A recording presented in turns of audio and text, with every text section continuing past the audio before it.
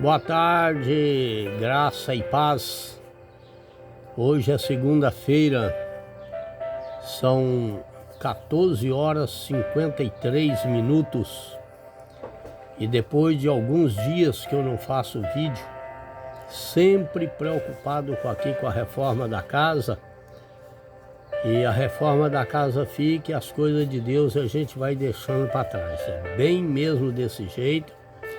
E aí às vezes as coisas não dão certo por negligência da gente, né? Então, eu quero te dizer que Deus tem algo para a sua vida nessa tarde. Deus vai falar ao teu coração. Deus quer falar ao teu coração. Deus tem uma resposta para você sobre suas perguntas. E nessa tarde eu quero compartilhar contigo o livro de 1 Reis, capítulo 17. 1 Reis, eu estou fazendo o estudo de 1 Reis, acabei de ler Oséias, todo esse 1 Reis, e também estou fazendo a leitura diária também de Coríntios, 1 Coríntios. Hoje é dia de eu ler capítulo 4. Mas como eu estou fazendo a leitura de 1 Reis, então 1 Reis vem falando ali da entrada de Salomão, né? Quando ele ora ao Senhor, pede sabedoria, nós falamos sobre isso. E aí depois de Salomão começou a reinar, e os filhos dele, Jeroboão e tal, e foi passando de um para outro, e sempre pessoas que faziam mal aos olhos de Deus. Salomão, nós sabemos que é filho de Davi, com Betseba, e ele teve muita experiência com o pai, de saber que o pai era um guerreiro, mas era um servo temente ao Senhor, uma pessoa que é considerada, chamada pela Bíblia, segundo o coração de Deus, porque era uma pessoa que tinha arrependimento genuíno. Quando ele arrependia, mesmo o coração dele se quebrantava, tanto que no Salmo 51 ele fala: dê-me, Senhor, um coração puro e um espírito inabalável. Um dia eu quero falar sobre esse versículo aí, que é muito interessante.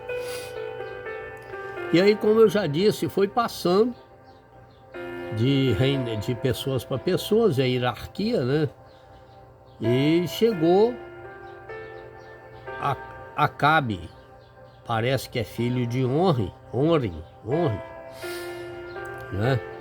E é filho de Onri mesmo, Acabe, filho de Onri. E Acabe começou a reinar. Se falar que ele não tinha conhecimento, que ele era, parece que neto de Davi, ou bisneto, não sei, do falecido, mas a geração vinha contando feitos de Davi. Salomão também teve um bom contato com o Senhor, porém o coração dele, no fim das contas, se desviou, né? Isso é muito triste a gente ter que falar sobre isso, mas infelizmente tem muitos que começam no espírito e terminam na carne, né? É muito triste falar sobre isso, porque o certo, meu querido, minha querida, é começar no espírito e prosseguir no espírito, né? E terminar no Espírito de Deus, confiante, certo da vitória. Então Acabe, ele reinou, começou a reinar, inventou de casar com Jezabel, que era uma mulher totalmente maligna, filha de Baal, o pai dela chamava Baal, né? E Acabe prosseguiu fazendo mal aos olhos do Senhor. Naquela época, aquela região deles, onde eles estavam ali, era uma região que a chuva era considerada ali que eram os deuses deles lá que mandava chuva. Então Deus, ele tem um propósito para desmascarar aquilo que a pessoa acha que é, porque a natureza inteira pertence a Deus. Mas vamos lá. Então Elias, o tesbita dos moradores de Gileade, disse a Acabe. Primeiro ponto. Elias, o homem enviado de Deus, uma pessoa que para muitos ele é como Cristo, o homem que Deus levantou para levar a palavra a pessoas rebeldes. Eu talvez estou falando com pessoas que têm o sangue de Elias, o tesbita, que têm o espírito de Elias, o tesbita, pessoas que verdadeiramente têm compromisso com Deus, pessoas que verdadeiramente têm intimidade com o Senhor, pessoas que verdadeiramente ele tem um contato tão profundo com Deus, é corajoso, né? Então Deus pega essa pessoa e vai desmascarar uns tanto de rebelde que tem por aí. Tá cheio de rebelde, tá cheio de pessoas que estão aí, que conhecem a palavra de Deus e estão com procedimentos que ferem a santidade de Deus, entristece a Deus. Então Deus levanta um tesbita da vida. Quem sabe eu estou falando com um tesbita da vida, um Elias, né? Ou homem ou mulher. A mulher eu não vou chamar de Elias, mas posso te chamar de espírito de Elias, uma mulher ou um homem, porque Deus está procurando, como diz em Ezequiel, alguém que dê brecha, que esteja na brecha para ele poder usar. Então a gente tem que se colocar, a gente tem que procurar, não é colocar só a mente. Eu estava vendo uma missionária orar na igreja que eu fui aí assistir um culto essa semana, e ela estava falando: Senhor, eu coloco minha mente cativa à obediência do Senhor. Tá certo. Eu coloco mãos, pés, os membros do meu corpo todo, não é só a mente, não, consciente, subconsciente, alma, cativa a obediência de Deus, para que Deus, pela infinita graça e misericórdia, Ele me fortaleça e me encoraje para poder falar aquilo que tem que ser falado por aí afora, se for necessário. Então, o início da palavra aqui do capítulo 17 de 1 Reis, inicia Deus falando com Elias, enviando Elias, alguém, a esse Elias, o tesbita, por algum motivo que é a rebeldia. E Elias, ele prossegue na parte B do versículo, dizendo assim: tão certo como vive o Senhor, Deus de Israel, perante cuja face estou, nem orvalho nem chuva haverá nestes anos, segundo a minha palavra. É muito interessante esse texto aqui, nós vamos parar nele algum tempo para nós entender. Nós estamos com 9 minutos, para nós entender que Deus, ele fala com o homem, ele tem uma intimidade. Quando a pessoa tem intimidade com Deus, profunda mesmo, sincera, honesta, às vezes não precisa Deus mandar você falar, não. Você fala e Deus garante a sua palavra pela sua obediência e dedicação que você tem com Deus. Porque Elias, o que Elias demonstra para a gente aqui na Bíblia Sagrada, é um homem desse porte. É um homem que ele, certamente, ele tinha algo profundo com Deus, uma intimidade profunda com Deus, a ponto dele falar e Deus garantir a palavra dele. Entendeu? Então nós vemos isso aqui, tão certo como vive o Senhor, porque ele estava falando em nome do Senhor. Ele não estava, não é Senhor com letra minúscula, não, é Senhor dos senhores, Rei dos reis, o soberano de Israel. É esse que Elias estava falando, e é o que Deus quer que você, meu amigo, minha amiga, fale também a respeito do Senhor dos exércitos, aleluia, e leva a palavra. Você se coloca na brecha, você se coloca na posição, você procura consertar o seu altar para que Deus possa te usar, porque Jesus está voltando. Muitos não estão acreditando, estão bagunçando para lá e para cá. Ele tanto pode voltar a qualquer momento para arrebatar a igreja e pode voltar para você, pode voltar para mim, né?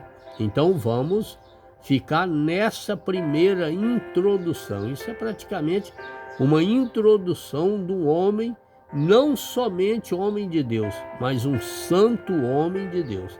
Durante essa reflexão de 1 Reis, eu quero estar falando dentro dessa história, dessa palavra, eu quero estar falando sobre homem de Deus e o santo homem de Deus, que nós vamos chegar nessa parte aí. Porque não adianta ser só homem de Deus, tem que ser santo homem de Deus.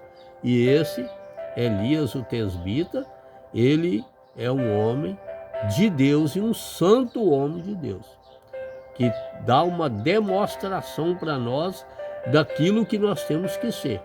Então eu te convido, meu irmão, minha irmã, meu amigo, minha amiga, a se espelhar aqui nesse homem, entendeu? A se espelhar nele, a ler esse capítulo e querer, sentir desejo de ser, não como ele, mas uma pessoa que tenha contato, que tenha reverência, que tenha temor e temor, que tenha vida com Deus, para que Deus possa te honrar na terra, naquilo que você falar. Eu estou falando para você e para mim também, porque eu tenho buscado isso, vou continuar buscando isso, né? E não exporta não esquenta a cabeça com ninguém que está te apedrejando, alguém que está falando mal de você ou bem de você, porque se você está na presença do Pai, está procurando fazer, vai te jogar pedra mesmo.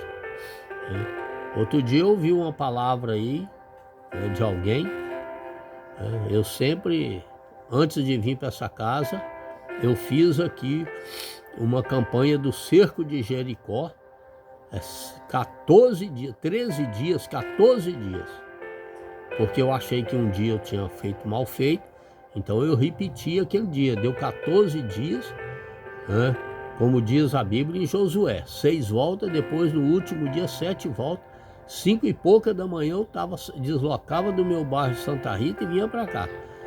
Alguém falou que uma certa pessoa falou que eu estava saindo era para aprontar por aí afora. O preço dessa pessoa, misericórdia. Então eu não quero nem saber, eu tenho, quem me justifica é Deus. Então eu vou fazer a minha parte. Por isso que às vezes tem pessoa aí que está pagando preço, está aí no sofrimento talvez, ou alguma coisa, por ficar aí fazendo julgamento do servo e do profeta de Deus. Você não tem nada a ver com a vida do fulano nem do Bertano. Você tem que dar conta a Deus da sua vida. Você não vai dar conta a Deus da minha vida, não. O dia que o trono branco você estiver lá, que estiver fazendo o relatório, vai perguntar ao José, a Maria, sobre sua vida, não vai perguntar sobre a minha, não. Então, ao invés de você ficar tomando conta da vida do outro, ou do fulano ou do Bertano, você ora por ele. Amém? Para que nós venhamos a ter uma vida de intimidade com o Senhor e uma preparação também de vida espiritual plena, para assim que o Senhor nos chamar, nós ter esse encontro com Deus, amém? Que Deus te abençoe, meu amigo, minha amiga, poderosamente. Eu acredito que amanhã, ou pela manhã, ou nesse mesmo horário, nós continuamos. Eu parei um pouquinho o serviço, vou voltar ali, que eu tenho uns negócios para fazer, não posso perder tempo, porque a casa está bagunçadíssima. Pai querido, Deus soberano, nessa tarde, Pai, eu quero apresentar para você esse irmão, essa irmã, essa pessoa, essa família. Quero pedir ao Senhor, Pai, que use de misericórdia e compaixão para com a nossa vida, para que nós possamos a criar desejo no nosso coração, a ter prazer de estudar a Tua Palavra, a ter prazer de orar, a ter prazer de jejuar, a ter prazer de consagrar, dedicar nossa vida ao Senhor, Pai. Liberta esse irmão, essa irmã, liberta essa pessoa desse comodismo, liberta essa pessoa desse achismo, liberta essa pessoa desse quarto escuro, dessa depressão.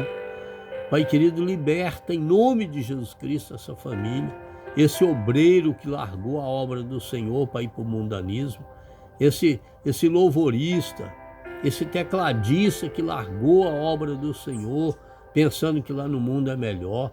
Pai querido, faz um milagre de salvação e de reconhecimento, que eles possam ter aquele mesmo sentimento que o filho pródigo teve e voltar, Pai. Em nome de Jesus Cristo, que toda obra de macumbaria, bruxaria, feitiçaria, magia negra caia por terra, que todo principado, potestade, força maligna das trevas caia por terra, Pai. E abençoa essa família, abençoa a minha vida, dá direção para mim e tudo que eu tenho que fazer aqui nessa casa, Pai. E envia o anjo do Senhor para me ajudar, Pai, porque sem a força do Senhor eu não vou conseguir, amém? Que Deus te abençoe. Um beijo no coração do irmão pastor Leôncio Gama e até a próxima, amém? Compartilhe esse vídeo para que você me ajude a evangelizar na face da terra.